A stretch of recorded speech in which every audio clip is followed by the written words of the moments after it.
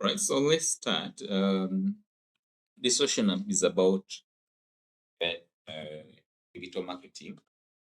So it is the first session of the many sessions that we shall have on the topic digital marketing. So this is basically an introductory part where we're going to look at what digital marketing is, what are its key components, what are the key things that have been happening in the evolution of digital marketing, what tools and channels can we use, and the data around digital marketing. What are the trends happening around the world, and then also in South Sudan in particular? Uh, what is the data saying about internet usage, internet penetration, uh, mobile, mobile phone operators or smart people who have smartphones in the country? What are those things? Why should we really be concerned about digital marketing? Those are the things that we really need to look at. So we are living in an era of what we call technological era. We are living in an era uh, that most people call the dot-com era. Um, so we do a lot of things um, using technology. And one of the things that we use, that we do with the technology is digital marketing. So when we talk about digital marketing, we are basically referring to uh, how individuals or companies are using uh, technological tools, the smartphone, the smartphones, the internet, the social media platforms to reach to customers. Okay, so the ways in which companies or organizations use internet, mobile phones, social media, websites, and other tools to reach their potential customers is what we call digital marketing.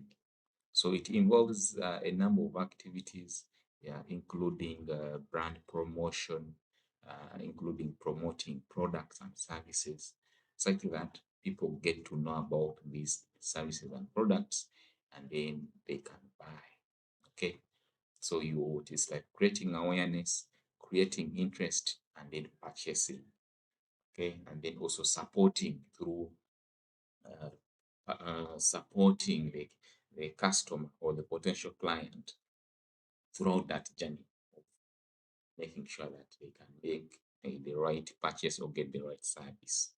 So it's about uh, creating, communicating, and delivering, or even exchanging value. Okay, so if you're providing that product or service, what value does that it is with that service or that product?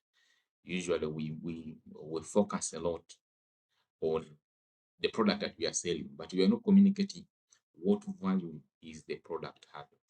So it's very important to communicate value, communicate, deliver it. Okay, and then in exchange, of course, you get money or profits.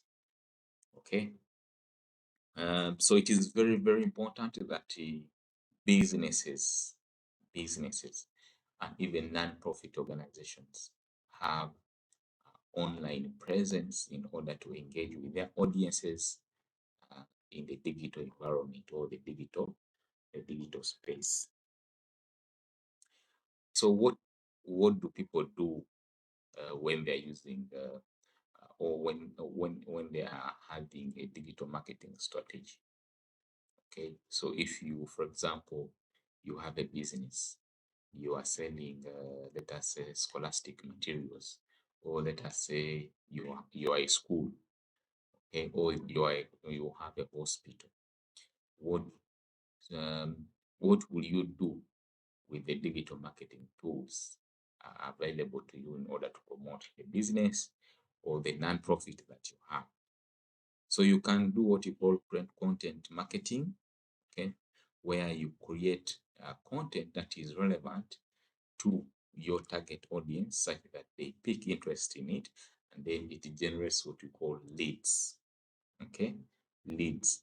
Leads are the person seeing information somewhere and then eventually landing onto your Facebook, your either your Facebook page or your website, and then purchasing the product or service. So that is what we call a lead.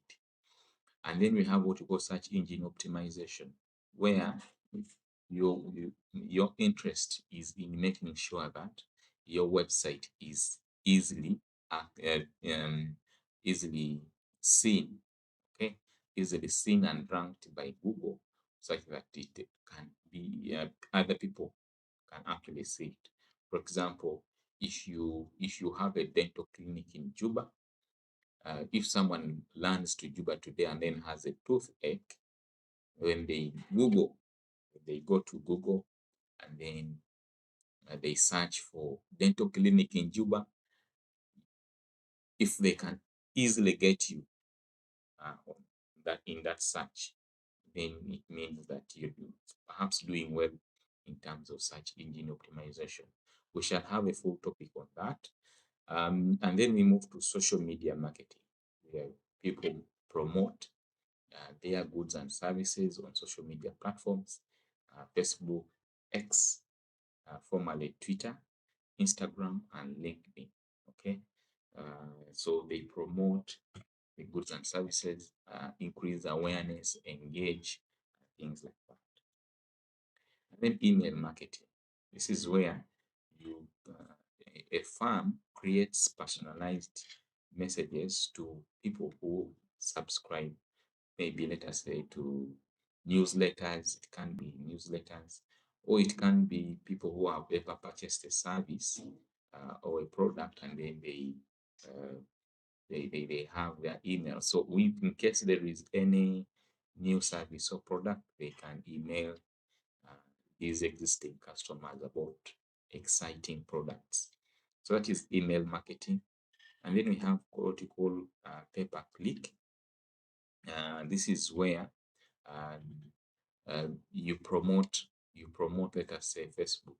It can be a Facebook page, it can be a website, where that promotion, you're paying it per the number of people that click on that link. Okay.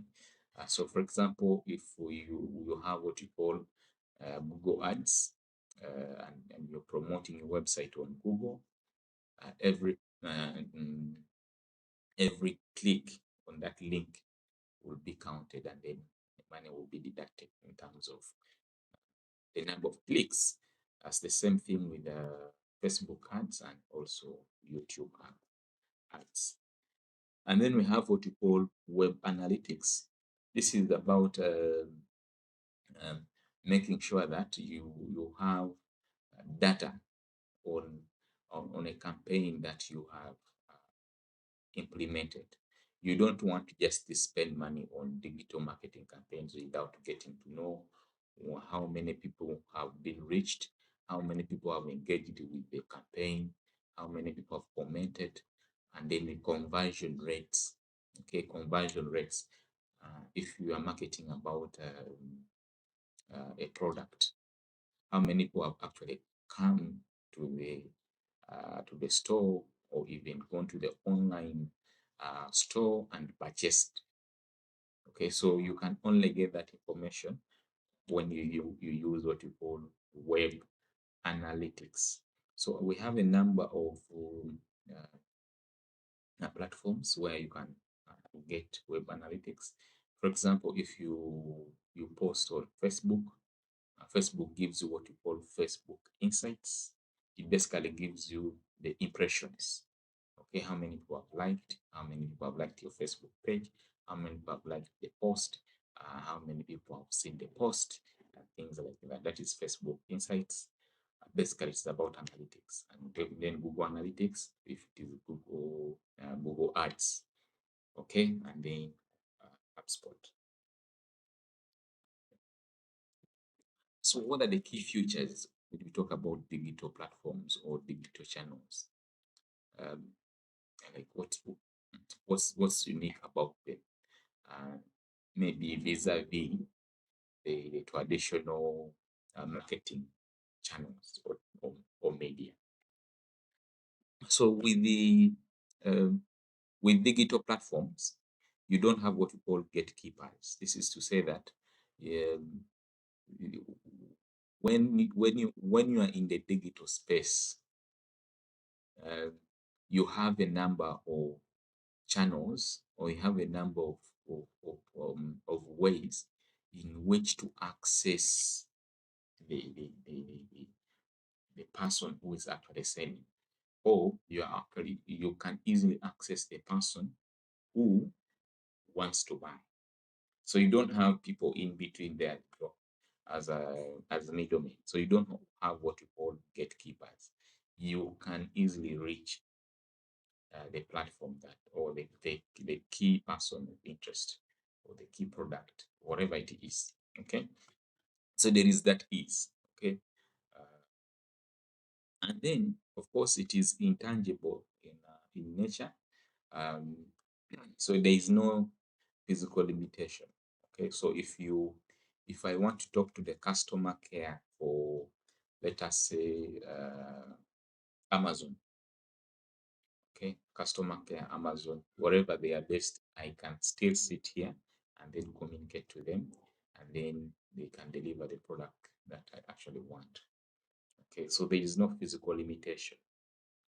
Okay, and then of course, the services are intangible in nature. Um, that's one of the. And then we look at what we call zero marginal cost for digital product duplication. Okay, it's, for example, if you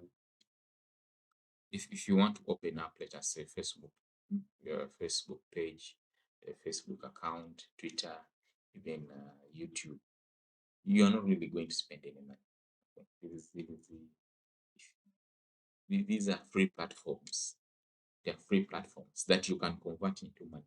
So the ability to convert them into money rests entirely on you. You need to know the right tricks. But for you to set up these channels, no, they are basically free. They're basically free.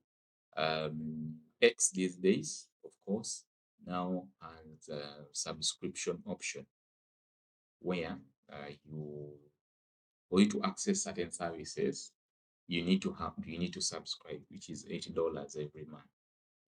Okay, so when you subscribe on X, for example, you can make video calls, you can make audio calls, you can write any message to anyone who does not follow you back. Okay, those are new things that are actually happening in the last, I think, 1 year or 6 months. Okay, but previously everything on Twitter, which is X now, were actually free. Okay, and then we go to LinkedIn. LinkedIn also has a free version, but also has a paid version. You can pay to access some of the services on LinkedIn. And then on YouTube, the services are entirely free.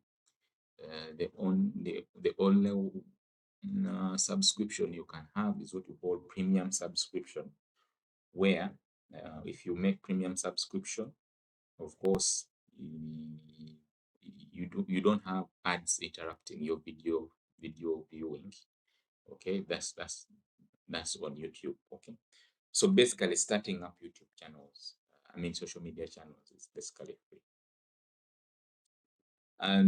Proactive engagement with customers, contributing to value chain. So with digital channels, you basically communicate with the customers. Like I said earlier on, we don't have what you call gatekeepers. For example, if you're running a TV advert, it runs and then you not get feedback. Okay, uh, because you not write back to the television channel, this advert about ABCD. How can I get this? Okay, you will have to look for the company that is promoting that product or service. Okay, so when you promote something on social media, you get instant feedback and you engage with the client or potential client. Okay, so there is proactive engagement, and then real-time interactions. Okay, I post now, and then a client will respond, and then I'll pick it from there. So that's what we call real-time interaction and information exchange. Okay, and then the reach. The reach is enormous. When you post something on Facebook, it will be seen everywhere. Okay, everywhere. And maybe apart from countries where Facebook is blocked. For example, Uganda, Facebook is blocked, but people still use Facebook using VPN. Okay, they bypass the blockage and then access Facebook. So uh, digital channels allow you to access a larger audience without any geographical limitations and time. Okay, so humans are social beings. So these social interactions are very, very, very important, and these digital platforms uh, provide us with a platform to foster social interactions with others. So from my explanation, you have really seen the benefits of digital marketing. That I you have engagements with potential clients. That means that when they ask questions, you can reply. Uh, then you have these interactions which are actually meaningful and personalized.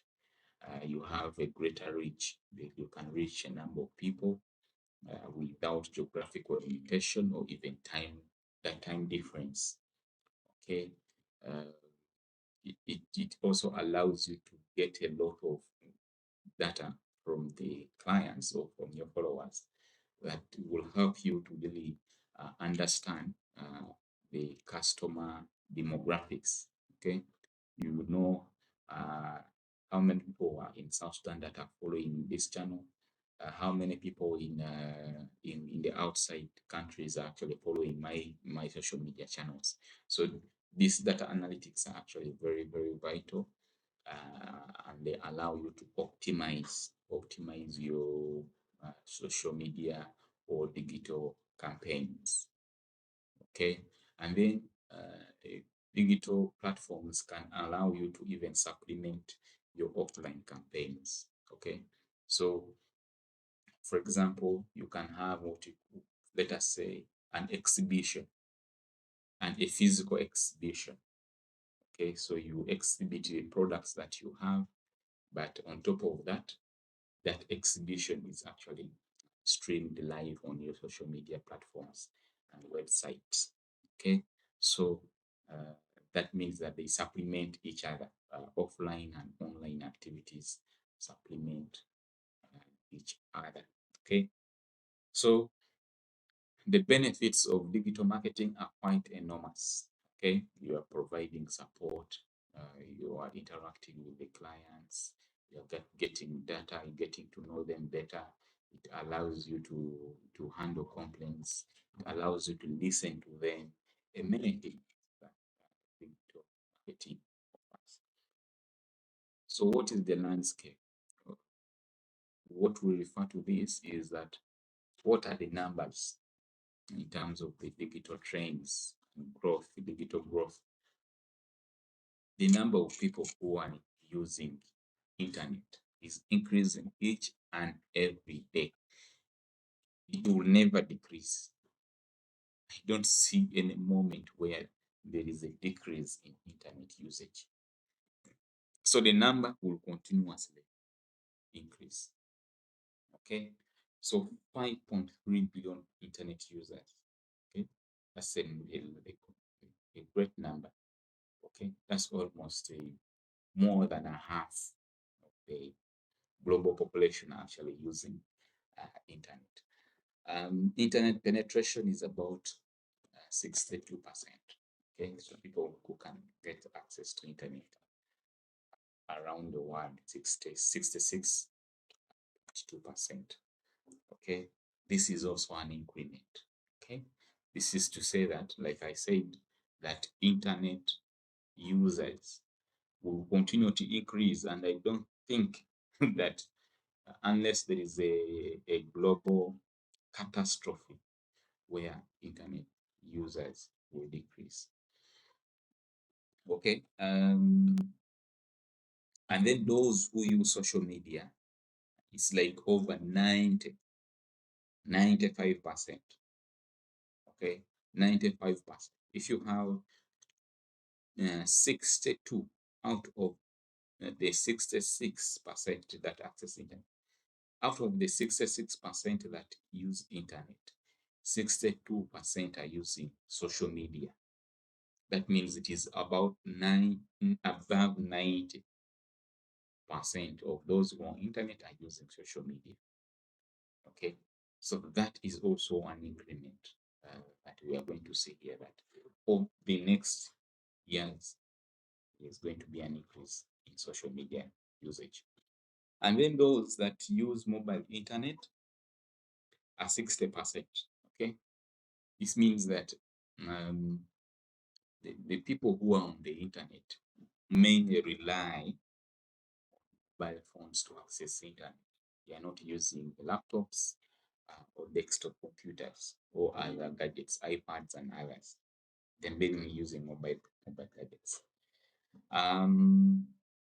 Of course, developed countries are having higher internet penetration that is expected. And then we have countries that are really not doing well in terms of internet penetration. Asia and Africa. Um, the usage is actually low, but the increment, the people using internet is actually uh, increasing. Okay, and then the other thing is that now businesses are using what we call big data to basically get valuable information on um, whatever business operations that they do uh, in, on, in the digital space. Okay, but this of course comes with its problem of privacy issues. Okay, so we don't know. You might actually not know who has your data at the moment. Which companies are having your data? Gmail, Facebook, uh, Risto, for example, many other companies are having your data. Okay, so they can use this data, aggregate whatever data that they collect from clients, and get a number of insights, get to know how your behaviors on the gadget, what are your preferences, which football teams do you follow on the internet, what music. They get everything almost on you. Okay, so that whole data is what we are referring as to big data. And then internet penetration, there is a disparity. This is to say that um, developed countries are having higher internet penetration than uh, developing countries. So we have what you call the digital divide. Okay, this is what we call digital divide. In South Sudan, we are maybe closing to 1 million internet users out of around 11 or 12 million people. Close to 1 million people are using internet. Internet penetration is still low at 7.0% at the start of 2023. Yes, the numbers are increasing. Okay, the numbers are also increasing.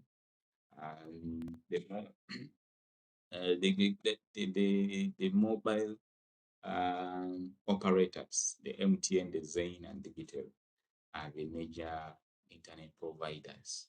Okay, they are the major internet providers. But of course, we have internet service providers, mainly in Juba. But of course, we have those that are in Juba, but also providing internet, mainly to NGOs across the country. Okay, so we don't have a large number of internet service providers. Okay, there are quite very few that have a major market share in Juba. So if you're thinking about digital marketing, think about the P's.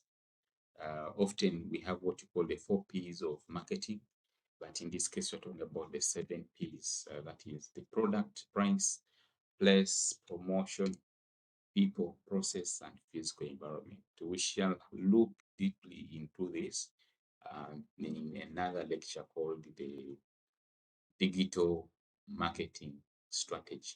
That's when we shall look into these dynamics. So, in comparison, traditional uh, methods of marketing, the radios, the radios, the television, the channel, the billboards, all those things. Okay, how are they different from the digital spaces? Of course, uh, physical limitations and distribution networks is one of the issues that we have with the traditional marketing channels, and then tangible products with sensory features. Um, they basically rely on tangible products. Okay, high production costs, newspapers, printing newspapers, for example. And for example, I actually relate more this to newspapers and what is actually happening in the landscape around the neighboring countries, for example. The media, in, for example, Uganda, is transforming into digital media. Okay, the traditional um, the traditional media channels or media companies are actually on a decline in Uganda. For example, uh, Vision Group, which owns a number of radio stations in Uganda, a number of television channels in Uganda, and then a number of newspapers in Uganda. That company, Vision Group, has been making losses, I think, for the last 3 years. And what is the problem? The problem is that digital spaces or digital technologies have changed the way people consume news. Okay, these days, um, why should you buy a newspaper? Okay, why should you buy a newspaper? Okay, when you can have a digital copy. Okay, so we have even these the New Vision, Daily Monitor. They have digital copies where you subscribe and then they send you a digital copy of the whole newspaper. Okay, so people are not buying newspapers. That's one. Two, people are not really also watching TV. People are not watching TV. Of course, our context in the country is different because if you compare Uganda and South Sudan in terms of TV, uh, we have a number of digital, I mean, the number of television channels in Uganda is higher than that in South Sudan. That's one. But also the audience. Uganda, I think, has about 40 something, of around 48 million people. For us, we have 11. And then we look at power. How many people have access to the national grid? And then how many people have the access to national grid? So even you can look at it in terms of the number of television sets. How many television sets do we have that side? How many television sets do we have? Okay, if you count from 1 to 10 families, how many families have a television in Uganda? And then if you count from 1 to 10, how many families in South Sudan have a television? Okay, so you will say that the numbers are down. But generally, what happens there is likely also to happen this side. Okay, the few private television channels that have been trying to come up have not picked up. Okay, they have not picked up. For the last 2 years, I think there was one television trying to come up in Juba, but still it is taking long. The other thing that you also need to look at is that the traditional media platforms are also migrating to the digital platforms. So you have a radio station that is having the visual element. You go to iRadio, the Facebook page. When it is time for news, you will see the person on being streamed reading the news, the anchor. Okay, so you see that it is a radio station, but it has that visual element. That's because people no longer listen to radio, so you have to get them on Facebook. Okay, so you find out that you have a number of radio programs that are on Facebook, that are on YouTube. Okay, for example, personally, I have some particular radio program that I listen to every week. So for me, I don't have to rush to be in a very safe place to listen to a radio, because the radio station will record that program and put it on YouTube. And then for me, I will get it on YouTube anytime I want to access it. So that is the element of being dynamic. If the traditional platforms are losing audience, so they have to adapt to the new technologies, digital technologies, in order to survive. And I've given you the number of examples. Okay, so the traditional media companies in Uganda are actually not doing well. Like I've told you, Vision Group making losses. The next big company there is what we call the Nation Group, or Nation Media, Nation Media, yes. Nation Media, that owns NTV, owns Daily Monitor, owns KFM, and then another radio station that they own called Bembe FM, which was recently closed because it was no longer making any profits. Okay, so these are also companies that are also facing a lot of difficulties. Why? Why are they facing a lot of difficulties? Because the audience has now changed. The preferences of the customers have changed. Okay, like I said, you go to X, for example, you get all the news. So why should I wait for that? Why should I wait for 8 a.m. 8 p.m. to listen to it's called what? Voice of America? VOA. Focus on South Sudan. I can't wait for it, because if I want to find out what is happening in South Sudan, I'll go there and then get the information. Okay, so the way in which people consume news has changed. People are more informed. They have multiple choices, sources of news. They no longer want to have one way of communication where I have to listen to you and then I don't give you feedback.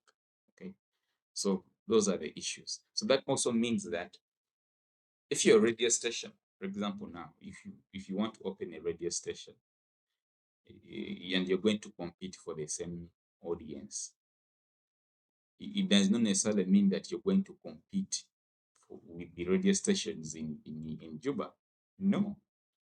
Or in South Sudan, you're going to compete with radio stations abroad. You can't say that you're not going to compete with BBC radio.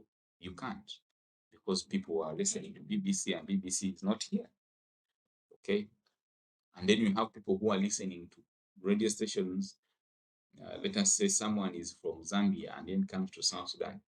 They will continue to listen to radio stations in Zambia that are in Zambia and not listen to radio stations in South Sudan. So you see that the digital environment actually broke all the barriers possible, and then also made the competition extremely very hard. So you start a radio in a will, and you're basically competing for listeners with BBC. Okay, BBC Focus on Africa, things like that. So let's move to the next slide, which is about omni-channel and multi-channel. And this omni-channel is about creating a seamless and consistent experience for a customer across different across uh, across the different products or services provided by the company. Okay, so this is basically that, and I have a company, let us say, that it runs that runs a TV, and then that runs a newspaper. Okay, so uh, my my marketing strategy is that I use different channels to to to market and promote these different products that I'm selling. If I use that, that is what you call multi-channel marketing. Okay, I'm using multiple channels to brand different products. Okay, and even communicate um, to clients using different channels. That is tedious. What you want is that for the different products that you have,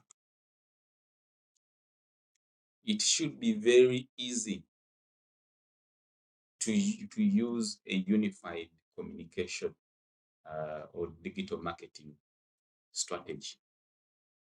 Okay, so let's look at it deeply here, where you have multi-channel and then omni-channel. Like for multi-channel, I have different products. So the different products are going to have um, unique channels for which I communicate with the customer.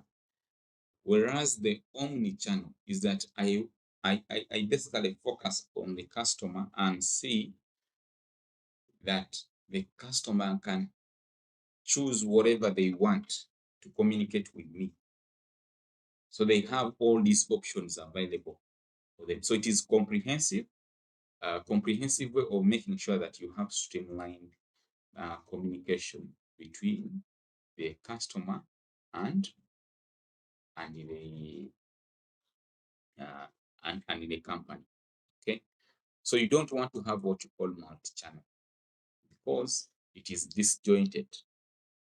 Okay, uh, you don't want to run a company just like that.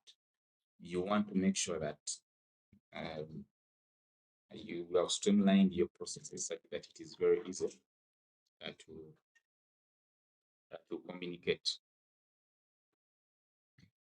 So omnichannel is what can satisfy the client.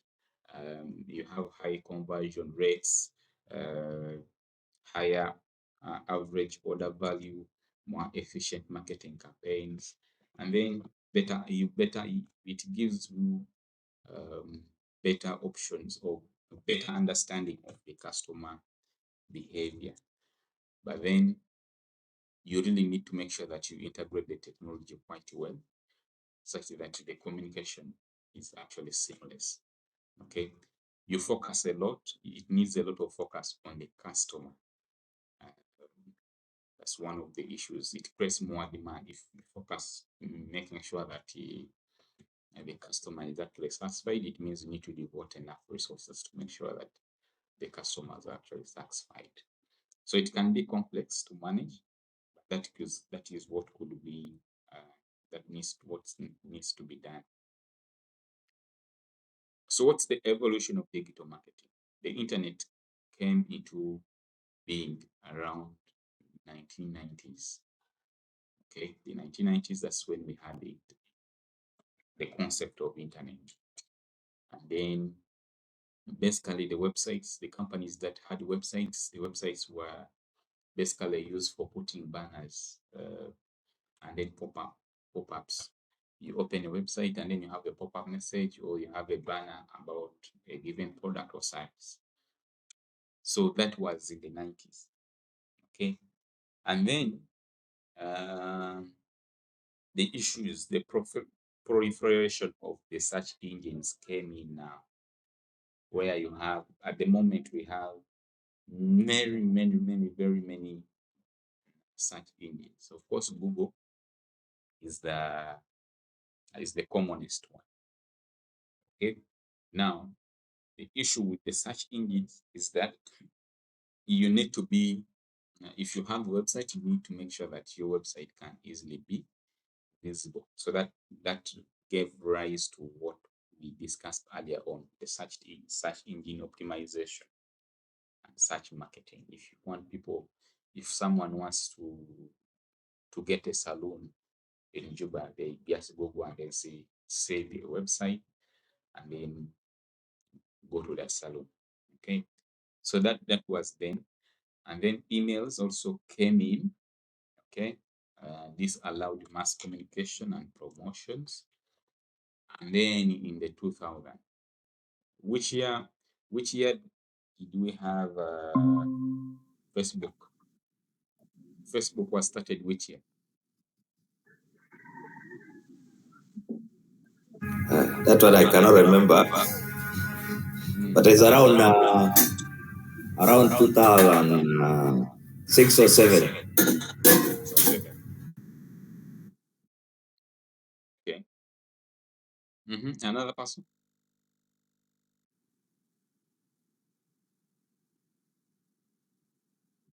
28.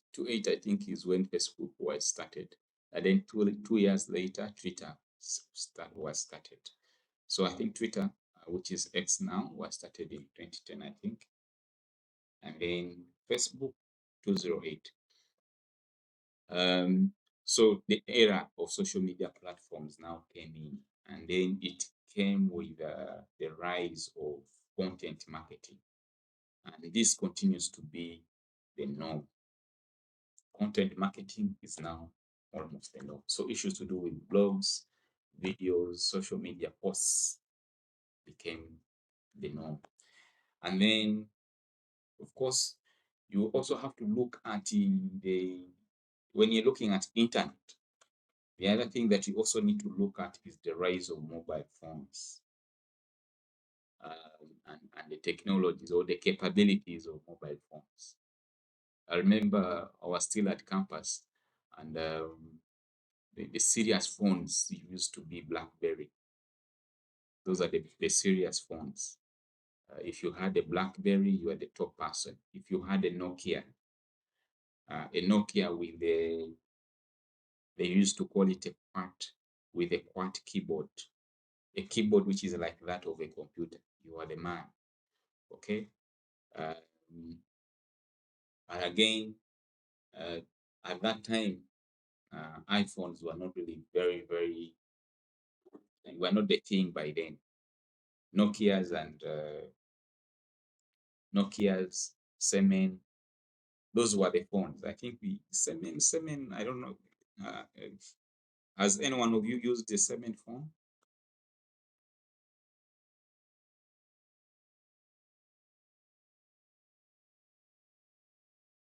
Or you are still young, you don't remember? Uh, for me, I started using phone in 2008 when I was joining Sina One. Senior one, 208. 208, I was senior 5. So um, the evolution of the mobile phones also is an integral part of looking at the evolution of digital marketing tools or digital marketing. Um, so phones became increasingly accessible even to people in the village. And the penetration of power, having power in the villages allowed people now to even own phones. Okay, so phones became uh, easily accessible, and then mobile apps. Now, it's the moment you have a phone, you have access to internet. Now you can have the apps. Remember, Facebook actually did not start as an app. Facebook started as just a web. Now it is a fully fledged app. Okay, which can do a number of things every year. Almost every month there are new improvements on Facebook. Okay, so a lot of things have been changing. If you are in the digital marketing space, just know that you cannot take 2 months or even 1 month in your bubble and you think that things are going to remain the same. After 2 months, you come back from your bubble, you come out of your bubble, you will see a lot of different things. Okay, now in the era that we are in is what we call the big data era, machine learning era, or the artificial intelligence era. That's what we are in now. And it is happening at a very, very rapid speed. Every day there are updates about uh, either machine learning capabilities or about artificial intelligence capabilities. A lot of things are changing. It's changing at a dramatic rate. Automation, chatbots, a lot, generative AI, a lot of things are really happening. So the data-driven era allows us really to do everything when we have evidence for it. Okay, you make a post, you know that how many people are going to be are going to see the post, where they are, things like that, and then your next post will depend on what you have posted earlier on, because it gives you insights. It says, okay, this post was liked, this one was not liked, so I need to post this more and reduce this. Okay, this post did not have videos and it was not liked much. This post had a video, it was liked much. This post had a picture, it was liked much. This post did not have a picture, it was not. So you get to understand all these dynamics. That's why we are calling it the digital, the data-driven era. Okay. So still the key thing, social media around 2010, Facebook, Twitter, and then in 2015, issues of influencer marketing became high, and then mobile optimization, where you no longer use looking at the if you're making a website, you're making the website to be responsive. When we talk about website responsiveness, we are meaning that the way you access that website on your smartphone and the way you access it on the laptop should allow you to see the futures. Okay, you don't want to have a website that is very good on the phone but very bad on the laptop. Or you don't want to have a website that is very good on the laptop and not very good on the phone. That is what you call mobile optimization, or that's what you call website optimization or website responsiveness. Okay, and then of course we are in the era of artificial intelligence, machine learning, support data. We are in a data-driven economy. Data is the king. Okay, just like what I will say later on, that content is the king. The way we had oil as one of the drivers of the economy is the same way we can say that data is a driver of the economy. So the future, of course, artificial intelligence will continue to rise. Issues of data privacy will continue to be there. Like I said, you really don't know how much data people have about you out there. You don't know. For example, when Donald Trump was elected in 2016, when he was elected the president, one of the companies called Analytica, it was a UK company. It helped Donald Trump win. How did it help him win? That company collected data on Facebook users in the US, analyzed that data, and then sent messages that promote Donald Trump. Okay, so that company I think was charged in the US. Okay, because it meddled, and Facebook was taken for it, and then Facebook had to really change their data access policies. Okay, previously people can easily get data from Facebook. Your your data, everyone's data who is on Facebook can easily it was easy to collect that data. But now what we call third-party access, third-party access to Facebook users data. Okay, so the generation that we are in, we are going to have a lot of issues to do with artificial intelligence, machine learning, big data, uh, the use of what we call uh, virtual reality. Okay, basically the metaverse in immersive technologies. Okay, in marketing, where even before you buy the product, you can get that virtual experience of using that product. You get, so that is the virtual reality aspect, and then personalization and making sure that you marketing is tailored to a customer's preference based on the data that we have about their behaviors. So that's the marketing in future, how it is. But marketing in future is reliant on what we have now. What we have now is that many people are spending more time on the internet and accessing it using mobile phones. So that means that if you're thinking about artificial intelligence, machine learning, you should have that element in your mind that these things should easily be done on the mobile devices. People are now having shorter attention span. Shorter attention span. It's just like, look at yourself when you're watching a video on Facebook.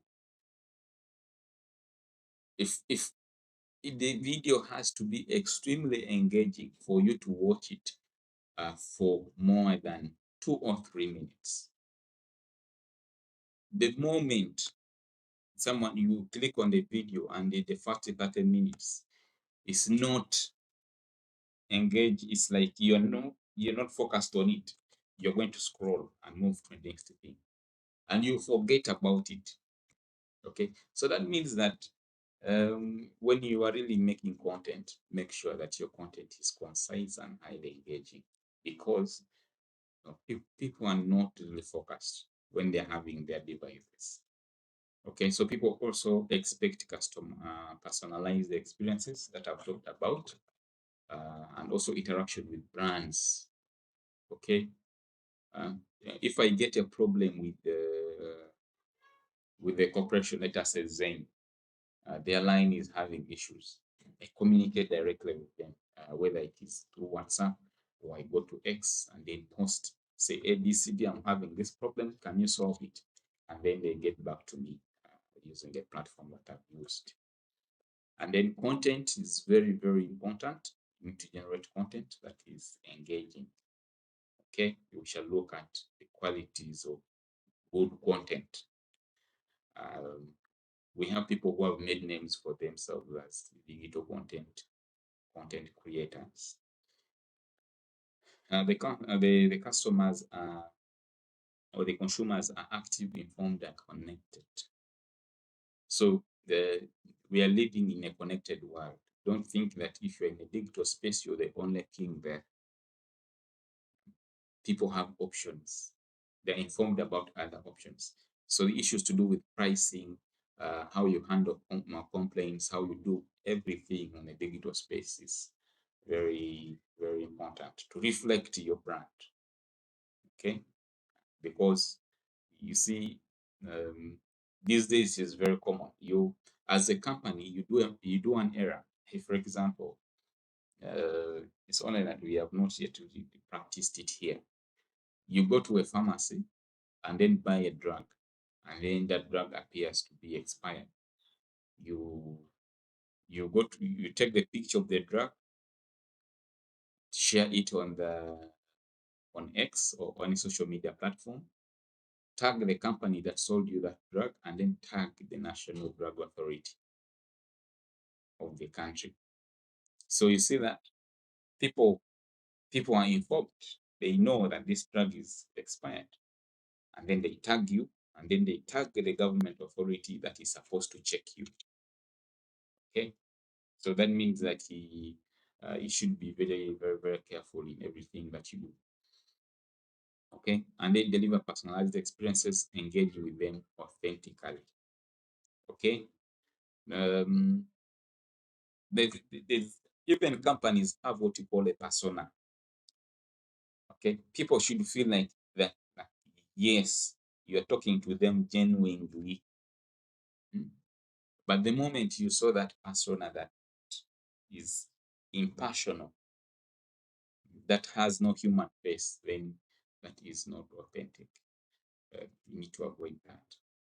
Okay, so customers in this generation, they want convenience. Okay, they don't want these things of waiting. I've ordered it for, let us say, Uber. I don't know if you're familiar with Uber. And then the Uber takes 2 hours to arrive. Or I order for food, lunch, order for food online. And then 2 hours later, the food has not yet arrived. If you can't meet these demands, then you don't know the customers that we have in this generation. They look at value. Okay, it could be social value, it could be a sentimental value, whatever value it is. Okay, their privacy is very important. That means that, for example, a client comes and gets a service or a product from me. Perhaps in the process, I get their phone number, I get their email, I get their names, their date of birth, everything, and then I give that information away. Privacy that has been bleached. Okay, so privacy is very important in this generation. We also have people that are actually visual. Visual. We are in a visual generation. Uh, Visual meaning that people want to see something that that is that looks nice. Okay, so pictures, and that's why we have Instagram. That's why we are having TikTok growing at a rapid speed, because they want things that will things that are visual. Okay, so we are visual beings. Okay, so these days, if you're a company and then you take photos that are dark and use a fake smartphone that does not take good pictures, people will abuse you. So which company is this that cannot really buy a good camera, or at least a good smartphone to take very good cameras? Okay, we have not yet reached that extent of complaining about some of these things. But in other countries, in Kenya, in Uganda, people even they abuse the government. For example, they criticize the government, say, no, you can't take government pictures like that. You need to have very good equipment to take pictures. So pictures is part of being visual. The videos, part of being visual.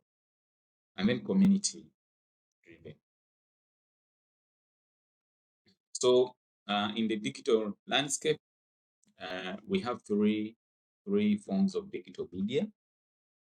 We have what you call owned media. So as a company, you have your own website and social media pages, emailing, and even an app and things like that.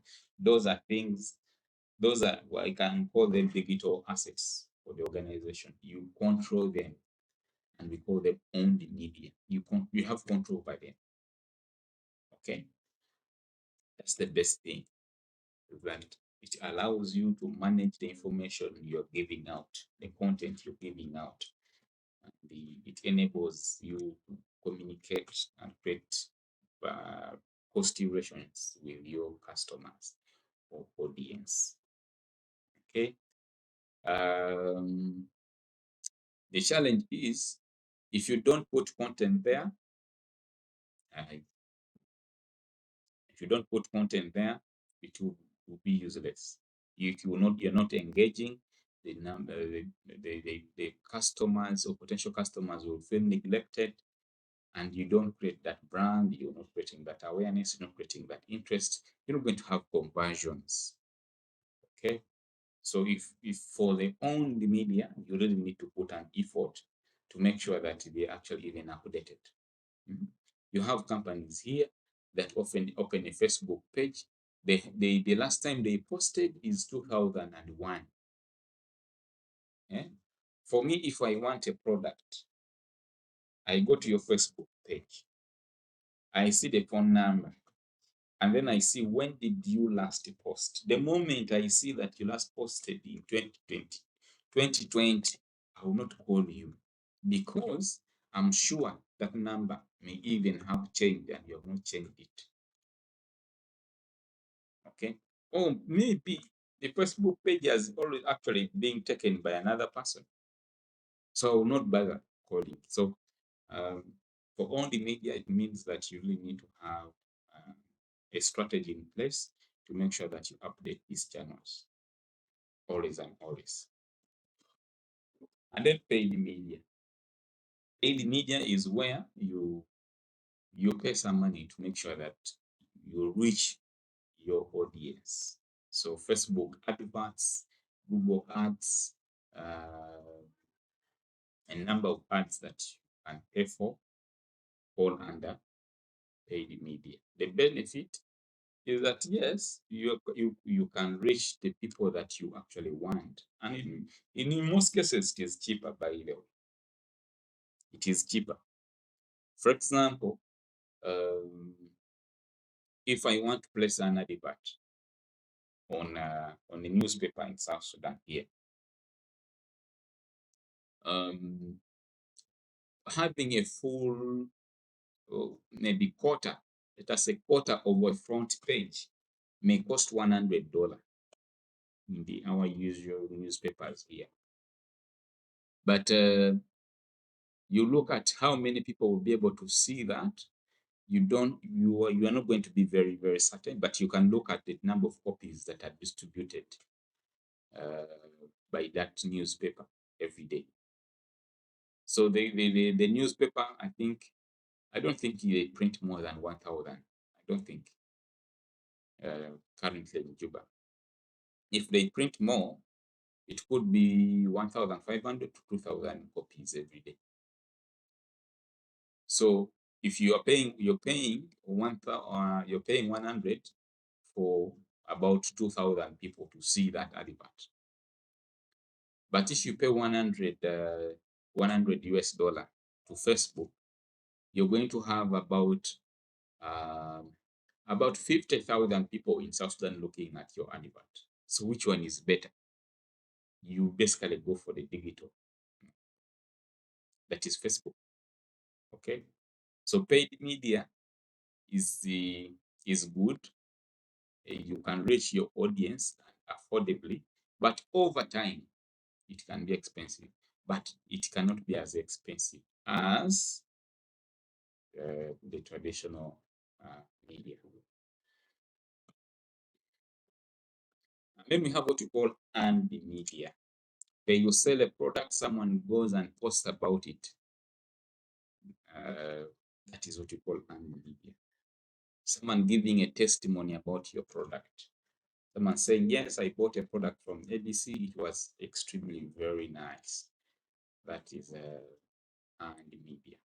So the benefit is that it comes from another person that has really used your product. So they are more credible, and people are likely to believe them than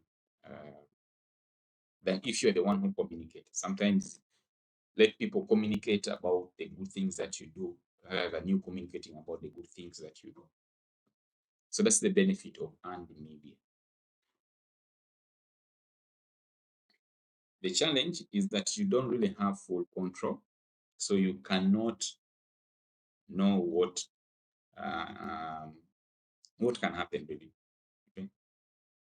Sometimes that publicity can actually be negative, and that's why social media listening is actually very important. Okay, so if you get positive remarks from other people, from the press coverage, customer reviews, social media mentions, influencers, yes, good. For example, if you go and type your business, type the name of your business, and then see, you type it in the search bar for the social media. So you want to see what other people have talked about your business. Type your name, the name of your. You'll see. You'll see the comments. Okay. Some of these comments are good. Some of them are negative.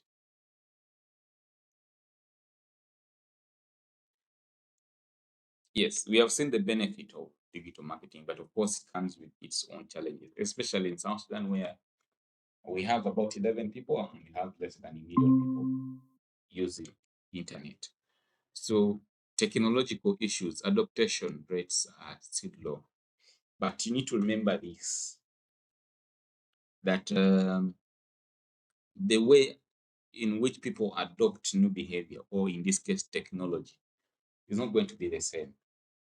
So we have this technology adoption life cycle, which basically shows you that people will not adopt internet at the same rate. So we have those uh, that are innovators, early adopters. We have majority, early majority, late majority, and then the laggards, those that delay to make a decision.